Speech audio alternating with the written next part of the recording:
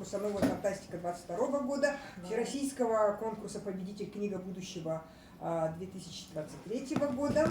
Расскажет сейчас вот о языке как динамической системе и, наверное, тоже поделится своим опытом. Всех приветствую. Наверное, мне проще будет о многом говорить, потому что у меня папа якут, мама татарка, соответственно, я не знаю ни якутский, ни татарский. Логически из этого следует, да, как-то ни татарский, ни якутский я не знаю. Когда они хотели что-то скрыть или спрятать, они говорили на якутском. Со временем у меня выработалась привычка, что когда на якутском кто-то говорят, хотят что-то от меня скрыть. С детства, да. Но буду говорить в основном как филолог, немножко как библиотекарь, немножко как писатель, да, потому что пишу книги на русском языке. Изначально, когда в детстве закладывалась, может быть, какая-то парадигма языковая, у меня проблем с этим не было, сразу обозначился русский язык, потому что папа, когда меня создавал, очень сильно продвигался в коммунистической партии, партия обвалилась, где он там занимал какое-то место, и здесь очень хорошие были цифры в презентации, почему в 1985 году и до этого активно много говорили на русском языке, и потом цифра упала, для кого-то это может загадка, но на самом деле все очень просто. При создании имперскости всегда доминирует один язык. И имперскость это в том числе и Англия, не США, причем, а именно Британия, которая в свое время заложила понимание о парадигме одного языка, да, ну и Советский Союз, и до этого в меньшей степени царская Россия, да, которая показала, что один язык это полезно, это быстрый обмен информацией, это нет никаких преград, это приказ отдает лейтенант, сержант и рядовой его понимают, а секунды там горят. Мы все знаем этот филологический анекдот, который на самом деле чистая правда. Почему немцы, у которых язык короче и фраза короче, почему они все-таки проигрывали советским солдатам в передаче приказов по рации? Потому что советские солдаты заменяли треть своих слов матами. Да? И маты понимали и рядовые, и сержанты, и лейтенанты. Это реально, это шутка шуткой, но это правда. И мы, соответственно, говорим о том, что за 2 века исчезла половина языков мира. Вот надо понимать. За 2 последних века исчезла половина. И переход очень естественный. Переход на распространенный, доминирующий язык, который дает нам простоту. Почему сейчас вот дети смотрят определенный контент, они даже смотрят уже не только на русском, они на английском смотрят, да, и этот контент, он побеждает не музыка, вот здесь я не соглашусь, музыку молодежь на якутском радио никто из моих учеников и студентов не слушает, фильмы, да, фильмы здесь я соглашусь, фильмы еще смотрят, ходят, и студенты, которые на русском говорят, и которые на якутском, но якутскую музыку слушают в основном люди за 30, если вы поспрашиваете. Ну, мои студенты и ученики, когда я спрашиваю, до 20 с лишним лет, они и в ЕГЛ, я работал в 5 разных школах, и никто на якутском не слушает, потому что они понимают, что такое перспектива. У меня ученик один в 9 классе начал продавать начал делать биты для рэпа и продавать их в Америку на английском языке за $500 в месяц, 9-классник.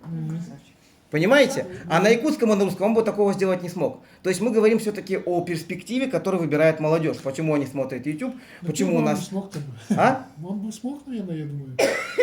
Ну, может быть, но он бы не продал за $500. Он бы не продал.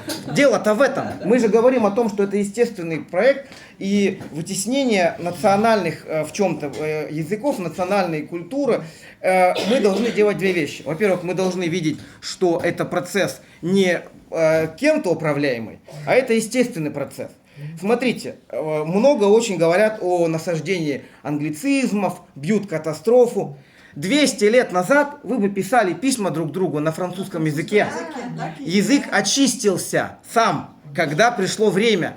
Язык очистился, и где сейчас слова, которые ввели на французском? То же самое может быть и с английским. Более... Это же 5% людей говорили, аристократов. 5% людей, которые управляли страной. Но 95 все-таки говорили. Нет, больше, не 5. Почитайте классику того времени. Почему мы берем даже не Пушкина? Люди образованные были, о чем вы говорите? Но люди необразованные не решали судьбы страны, мы говорим об этом.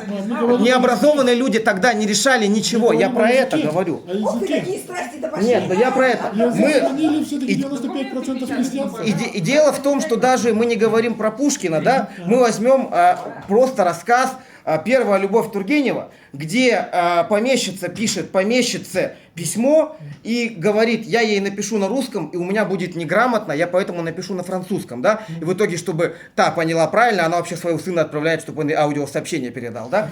То есть мы говорим о том, это реально, да, это мы говорим о том, что язык, он самоочищается, просто это длинная вещь, это река. Вы попробуйте реку запрудить, вот мы все с вами прыгнем в реку своими телами, да, мы реку не остановим.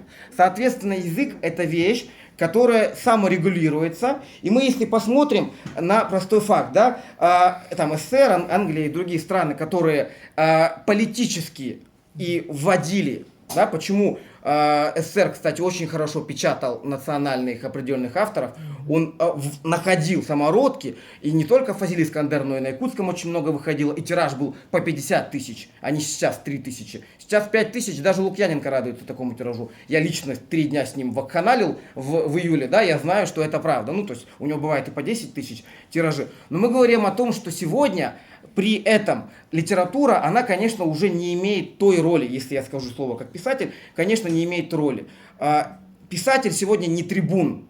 Трибун сегодня блогер, трибун сегодня рэпер и стендапер. Если кто-то хочет влиять на язык, он должен подкупить эти 3 слоя, эти 3 представителя. Стендаперов слушают с упоением, рэперы вообще, да, всех, и, соответственно, молодежь, она будет слушать, что они делают. Соответственно, писатели, они сегодня не решают кассу, и когда кто-то вступает в ряды писателей, я сразу говорю 3 вещи. Если ты пишешь поэзию, то ты сразу должен принять, что это ни денег, ни славы, ни почета, это ничего. Но рэпер это же поэт. А? Рэпер же поэт. Увы, нет, это сегодня шоумен. Есть рэперы, которые делают ужасный рэп, но они хорошие шоумены, и они это шоуменство продвигают. Маяковский это понял первым, когда красил губы, ходил без трусов и избивал наспор полицейских. Да? Он это делал, потому что это привлекает внимание.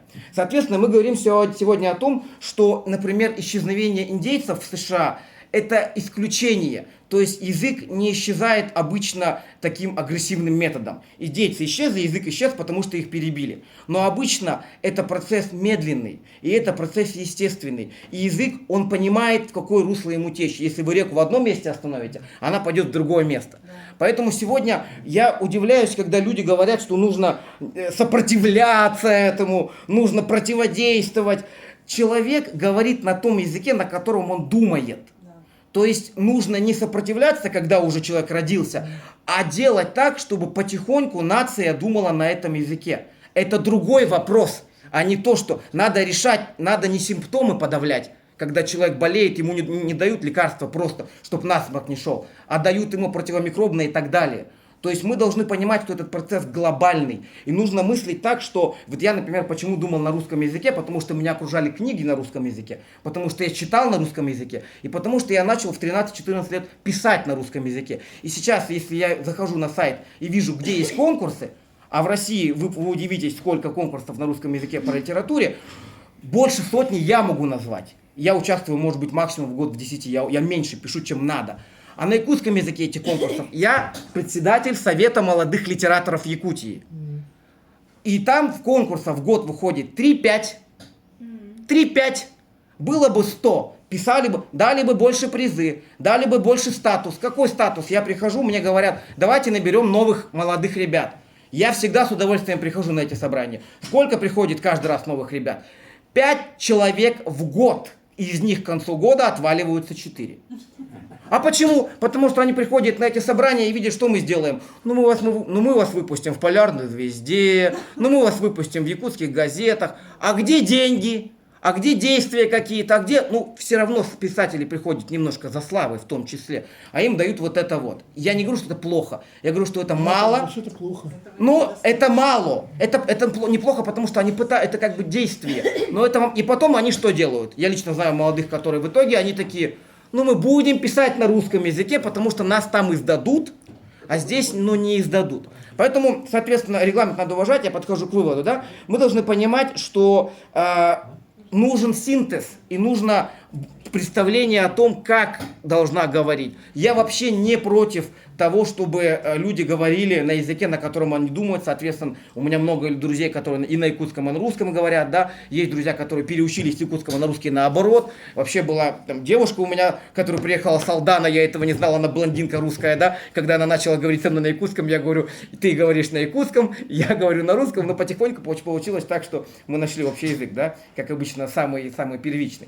Ну и, соответственно, мы говорим о чем? О том, что этот процесс, он затрагивает всех нас, и нужно просто себя спросить, нужно ли бить панику, или нужно просто увидеть философский какой-то ответ. И я думаю, сегодня мы занимаемся правильным делом, Яна вообще в этом плане молодец, приходите к ней на подкасты обязательно, смотрите, как она это делает. Пусть каждый из нас продвигает то, во что верит. Я верю в то, что человек на каком языке думает, на каком языке он должен говорить. Спасибо вам.